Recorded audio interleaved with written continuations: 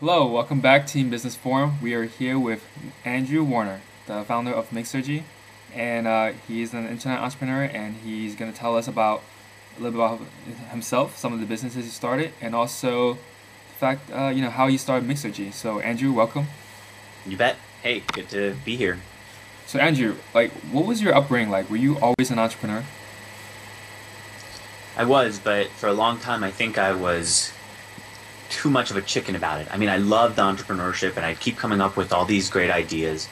I'll give you one good idea, and then I'll tell you how I feel that at times I was too much of a chicken. One idea that worked out was I was walking past my high school, and I saw that they were taking the bricks off the building and replacing the facade with newer, better looking bricks. And they just threw them in the dumpster. So a few of my friends and I went into the dumpster, we grabbed the bricks out, and we took them into shop class. Actually, they gave it to me. I took it into shop class, and I said, "Can you teach me how to put this up on a plaque?" And the guy said, "Yeah, sure, come on back and I'll teach you how to do it." I came back, and he gave me the fully created plaques. I guess he didn't trust that I'd have enough that he didn't trust in my shop abilities to mount them on a plaque. But he put them on a plaque, and underneath it he wrote a genuine part of Brooklyn Tech, which was more beautiful than I imagined we were gonna create. And we took those plaques and we sold them at the high school alumni reunion, where they came back into the school to just get a sense of the school and to see each other again. We sold them pieces of the building, pieces of Brooklyn Tech. I'm not explaining the story well, but that worked out because found something that didn't cost much in a dumpster, put it up on a plaque. The school was good enough to actually do it for me, sold it to the alumni, and we had a great product. And I had a bunch of little ideas like that worked out well. But where I was a bit of a chicken was, I had this idea for an SAT course where I said, no one has, as much as you're supposed to prepare, you're not preparing enough. And so the week before, the night before, you might be freaking out. What if we offer a cram course where the last week we just cram a bunch of really useful information? Don't freak out. We'll sell this stuff to you. I thought that's such a great idea. People are going to use it. And I even had the right teacher. There was this instructor who I studied with at Kaplan, who just knew all these great shortcuts. He can show you how to not get 100% of the questions right, but how to get a big, beefy portion of the questions right without stressing yourself. And he had all these little shortcuts, like, for example, he showed you how you could take a piece of the paper, rip off a piece of the paper that the SAT came on, and use that as a ruler to help you figure out some of the answers. I said, that's clever. I want some of those. Anyway, it was a great idea. He agreed to teach the course. I said this wouldn't cost much. I found a place to do the course. But I was too much of a chicken to offer it. What I did was, at night, I went outside of schools with these printouts of the course flyers that I created, and I put it on the bus shelters outside of the schools in New York, and I said that should sell it. And of course, that wasn't enough. The reason that I did that is because I was too much of a chicken to stand out there myself and try to sell it. I was too much of a chicken to talk to classes about it. I was too much of a chicken to stand up and say, this is what I have to sell.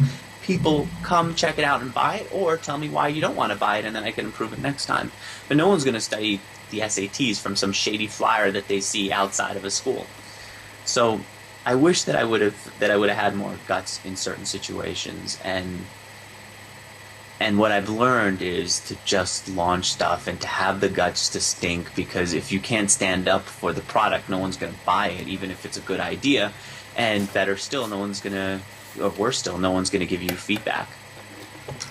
So I keep playing with the cap on my pencil here. Let me chuck it right there. There we go. Chucked it. Was Now we that can like one of focus. your first big ideas? That's why you felt like you were a little chicken to launch it. You know what? It wasn't one of my first ones. One of the reasons why I was embarrassed of that is because I said, I'm not getting 100% on my SAT. I'm not the perfect instructor. Who's going to believe that I'm offering this for sale? Why would anyone want to buy it from me? Why would they buy it from me instead of Kaplan? Who would want to buy something if it's about cramming? Who would want to buy, like all these like crazy things in my head? But really, I didn't have to be an SAT leader. I didn't have to be the world's best SAT taker in order to sell a course on it. The guy who's teaching the course is the person who should have all those skills, the person who should have the ability to rock the SATs. And he did. He was phenomenal. That's why Kaplan hired him to teach. All I had to do was hustle and sell the course. That's what my strength was. And I didn't use the strength. I didn't stand up and sell. Okay. Never again. I think that's a really interesting point. I shouldn't say never again. I'm sorry to interrupt, but if I say never again, then I pretend that I'm someone who I'm not. I'm gonna make mistakes like that in the future. There will be things that I should be selling with a little bit more pride or a little bit more gusto, and instead my insecurities will take over and will stop me. Hopefully, I will push. Not hopefully, but I know I will push through it way more often than I will allow it to get me down. But it happens. If I'm going to talk to entrepreneurs and ask them to be open about their stuff, I got to be open and admit that I have my own insecurities at times and that they're going to block me from doing great things at times. Okay, so, you talk about these insecurities, right? And, the story behind how Mixergy started, it wasn't like online interviews the way you have it now. What was it like before when you first started? It started out with events for business people to get together, and I figured in the events they'd get together, teach each other, they'd grow.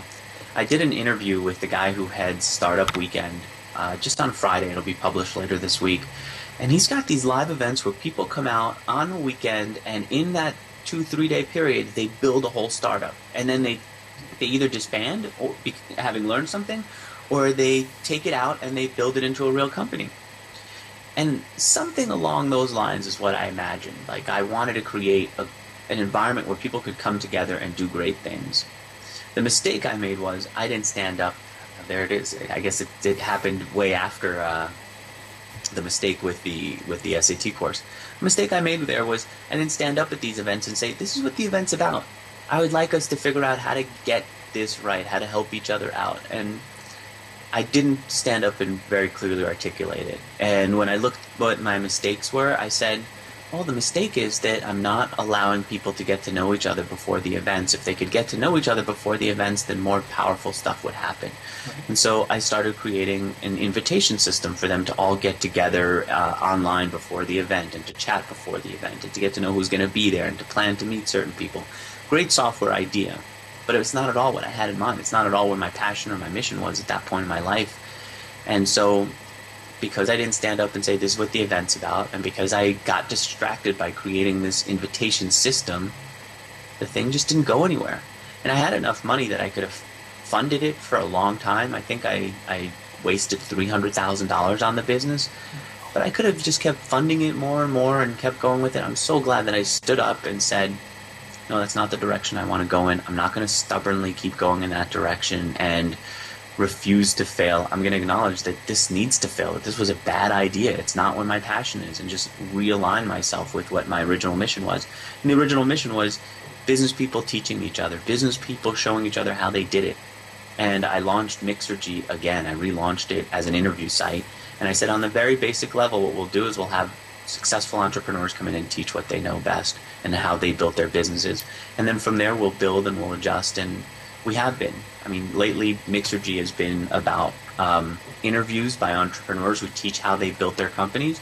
We started adding courses where the entrepreneurs come back and they don't just tell their story, but they actually teach what they do well. I give the example of Dane Maxwell, a guy who runs a few web apps, and he's really good at selling online. There's no course in college about how to sell online. There's no appreciation, I don't believe, in the tech space, in the web app space for how to sell online. But he does it well. So I said, Dane, could you please teach my entrepreneurs how you sell online? What are some of the ideas that help you communicate confidence or help you tell your customers that they could trust you with their credit cards, even though they don't see your face, even though many of them don't know who you are? How do you do that? Teach the rest of us. And he taught us, and it was so powerful that I had people right after the course email me and say, I was so excited, I couldn't keep myself from rewriting my whole landing page script. I couldn't keep myself from rewriting my whole sales copy. And that's the future. Okay. With Mixergy, right, when you first started doing the interviews, you mentioned that you didn't get much traction up front. And it wasn't until Neil Patel suggested that you tell your personal story of your internet companies and how it was successful, and you said after that Mixergy blew up. So again, it comes back to the your point in the beginning where you say you don't have to be the expert. As long as you bring in the experts, that should be good enough. So what was it about Mixergy that this wasn't enough, that you did have to be the expert? I'm not sure. I think what Neil said to me was, Neil Patel said, Andrew, tell the story of where you were and how you got here. And I kept saying, Neil, it's not about me, it's about the entrepreneurs who are speaking. And Neil said, no, half of the interview is you talking. Or maybe not half, but on camera, it's you talking.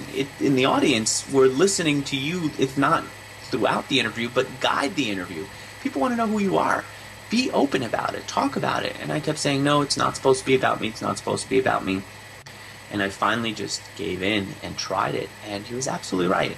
People do want to know, who's the guy who's asking these questions? Why does he want to know these questions, the answers to these questions? Who is he? I think I'd want to know that. And he was right to do it. And it worked. And I, for a long time, thought that the reason that worked was because I think I talked about my past success in business, and I thought, all right, people are saying, here's a guy who's successful, who's going to lead us through interviews with other successful people so we can learn from both sides.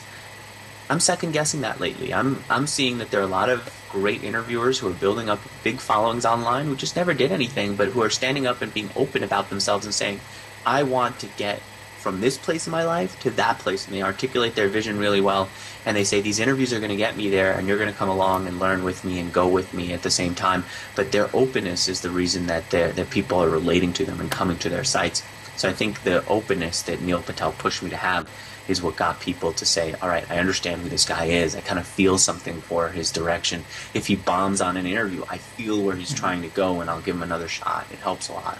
Okay, so you're basically talking about having your own personal brand, and you didn't really have your own personal brand with Mixergy. A personality, actually, okay, I feel at this interview that I stuttered in the beginning of the interview and I couldn't really get it together for some reason. Maybe it's because it's my first real conversation of the day. And I think being open about that makes the interview more relatable. I think being open about it lets people know he's not trying to be something he's not. He's just coming here and, being a person, and I could relate to that. And I've seen people go the opposite. Like, I love listening to podcasts, and I used to listen to podcasts where people who would interview Seth Godin because I'm a fan of his, and some of them were trying to speak like Seth Godin, like use his words. Others were trying to be like very proper. Like, it's like they'd say, or they go into cliches. It's an honor and a privilege to have Seth Godin. Like, do you really in your head think this is an honor and a privilege? Or do you say, hey, you know what? I don't know how to build a community. I'm a little freaking nervous about the whole idea of people having to come to my site and putting myself out there as a potential tribe leader. But I like the benefits of being a tribe leader. I like the benefits of having people around me. And here comes Seth Godin with a book called Tribes about how to build a community. My goal for this interview is not to be honored and privileged to have the great marketing person. No, my goal is to say, hey, Seth, teach people like me. Like, why should we have a community? How do we get the first people? What happens if we build a community and it's like this online chat board and nobody comes? How do we look ourselves in the mirror and not consider ourselves failures? Like, if they come from that openness, they're going to ask questions that are really on our minds, and they're going to feel less corporate-y, and they're going to communicate more useful information in the interview. And so that's what I try to do. That's what I tried to do in the beginning of this interview. It's now an instinct for me, and that's what Neil Patel's pushing for me to be more open on the site helped me do. Okay.